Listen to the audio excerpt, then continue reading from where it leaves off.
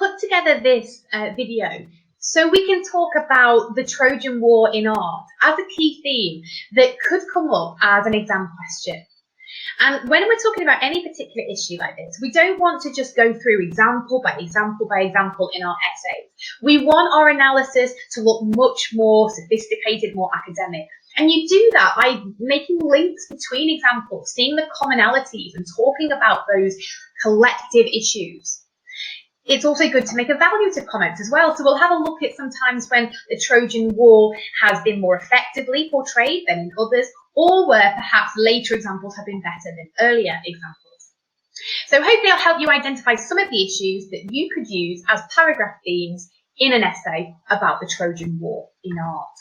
And to start with, I'd like to have a look at how successfully Greeks are differentiated from the Trojans.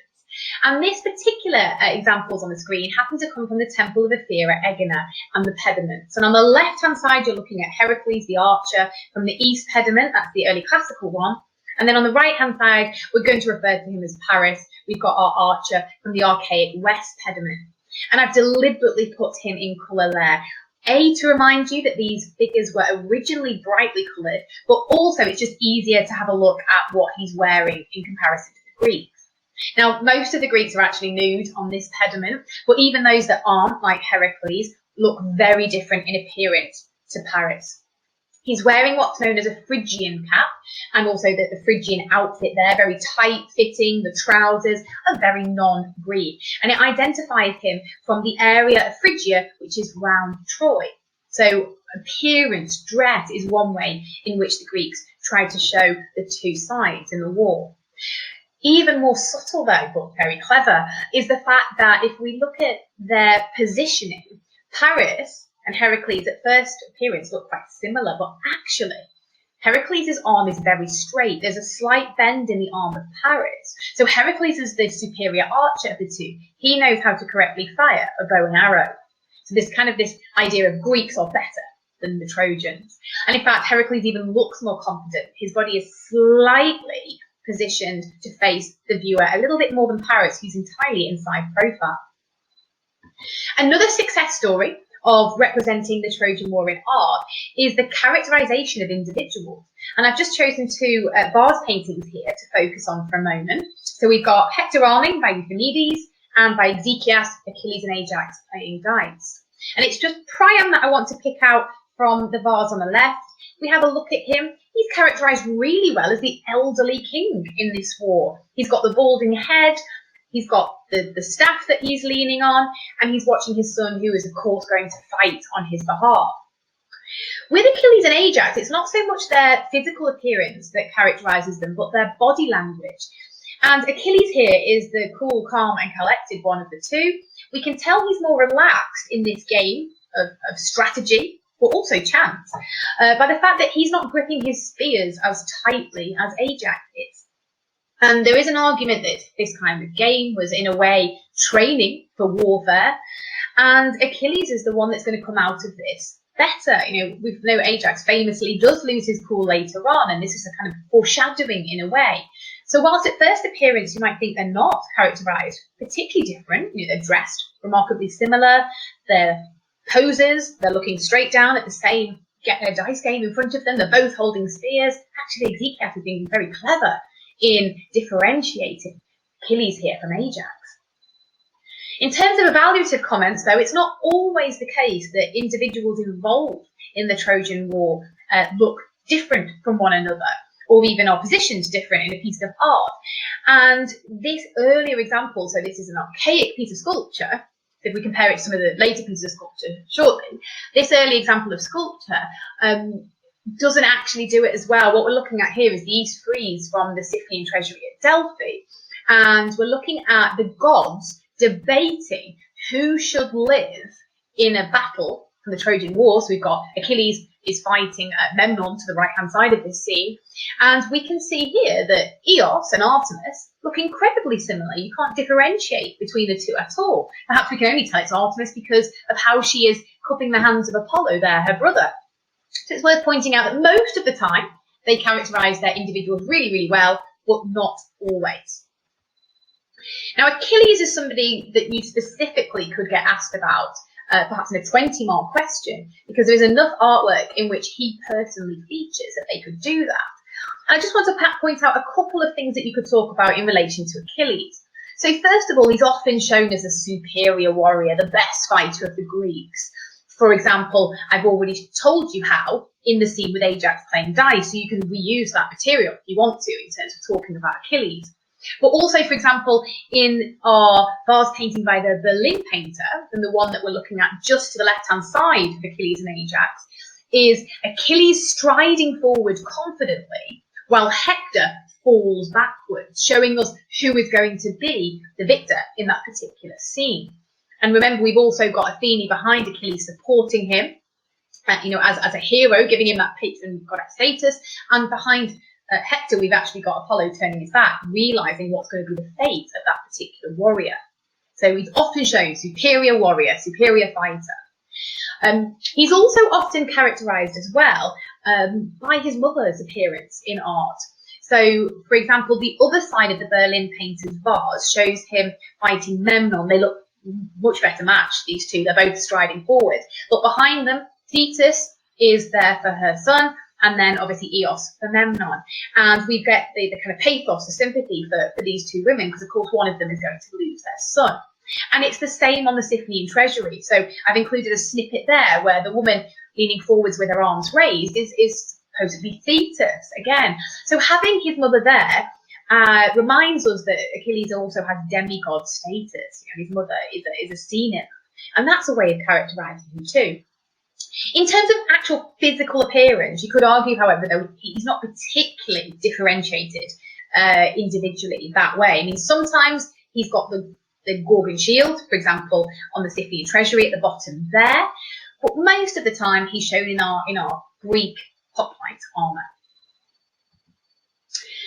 You could also look at how action and conflict, battles are portrayed in the Trojan War art.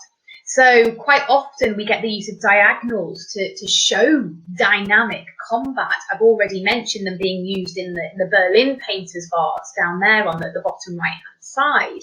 But we've also got some diagonal shapes going on there in the Siphonian treasury scene, where we've got Achilles and Memnon fighting over the body of Antilochus, Nestor's son, at the bottom. And in fact, we get quite a nice contrast with this one between the dynamic diagonals of the active fighting, but also at the bottom, the very horizontal, still body of Antilochus providing that contrast. We can also get kind of overlapping and depth shown sometimes. So the example, for example, of the Berlin painter, that's quite well spaced. But if we have a look at the scene of Patroclus' funeral games from the Francois vase, and we can see here kind of an active scene. The chariot races are taking place, and we have got overlapping of horses. We can see the depth added to the active scene. And there's so many scenes where you can talk about action, and you can have a look at the ones that do it very, very well, with the crossing over of bodies and the conflict and the chaos.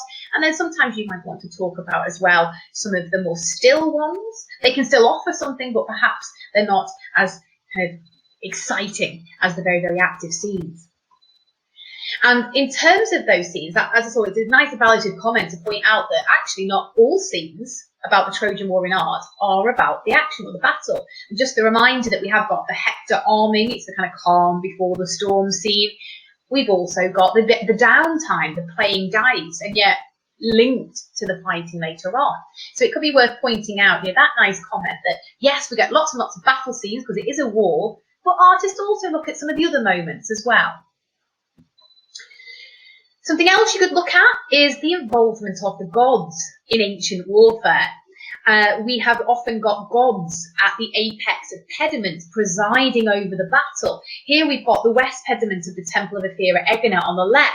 And, Athene is not actively involved in this scene, but she's goddess of warfare in the strategy sense. So is she there inspiring the Greeks? She's certainly looking over them.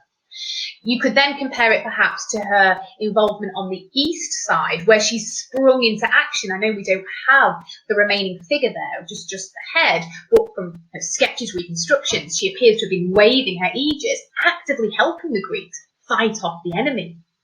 We've also talked about the Scythian treasury already as well, and this idea that the gods are in some ways trying to influence the outcome, even though we know the gods' involvement with fate is a particularly more complicated issue than that. We also can perhaps talk about strong emotions or pathos that is created within scenes associated with the Trojan War. So I've got on the bottom left our dying warrior from the east pediment of the Temple of Athena at Egina. You could talk about the immense sympathy we feel for him as he is losing his life in this battle. If we have a look at the strain placed on that arm, we can see the veins bulging as he struggles to hold himself up on the shield. We can see his body turning towards the ground. His eyes are looking down as well as he loses his strength.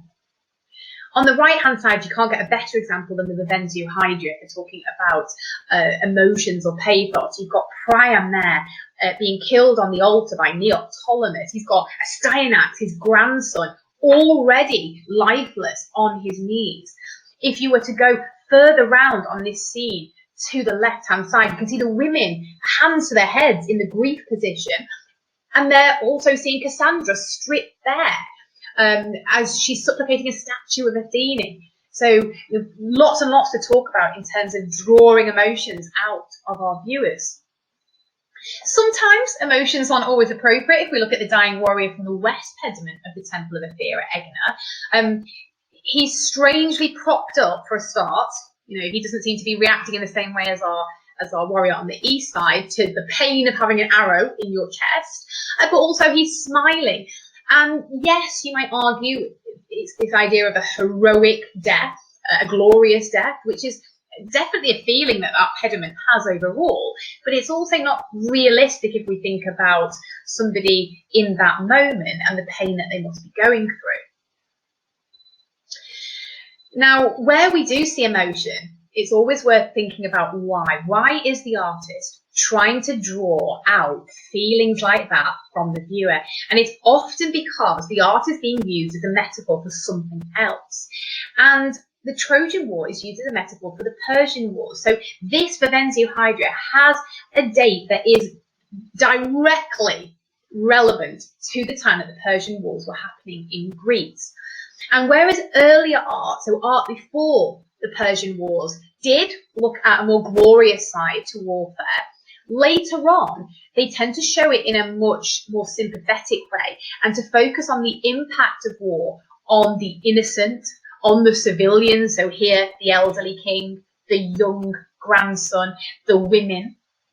And that's because within the Persian Wars, some Greek city-states defected onto the side of the Persians. So we've got a situation in which Greeks have been fighting Greeks, and therefore the enemy is less clear, and the whole idea is more complex than just a heroic war and dying fighting a common enemy.